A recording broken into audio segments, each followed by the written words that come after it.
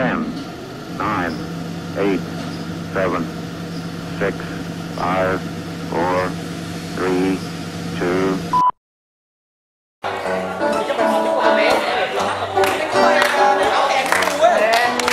Buông tay lên các bạn ơi.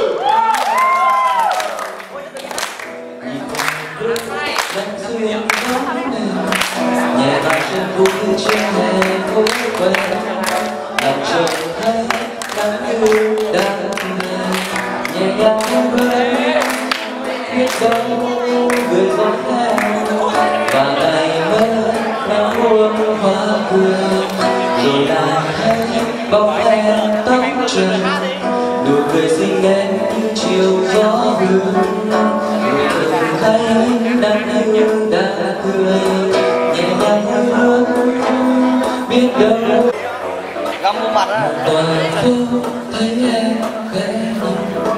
nhìn em bước nắng xuyên bóng đèn, ngày ban trăng trên phố lòng trời thấy gió em nhẹ nhàng hương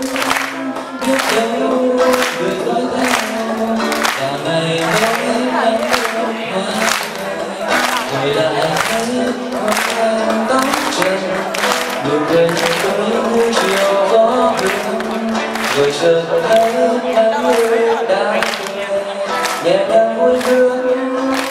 biết đâu người dõi theo và hạnh phúc trong bóng em gió thổi đùa, mưa rơi lang thang rơi bước chân buồn âm thầm trên phố dài chiều còn nắng người thì quên còn trên phố đang lá rơi gió thu buồn, hoa như đang khóc cho bước chân ai bây giờ xa khuất rồi, nhìn lại phố trời sầu thắm nhưng nắng thôi bây giờ xa khuất rồi, nhìn lại phố trời sầu thắm nhưng nắng thôi.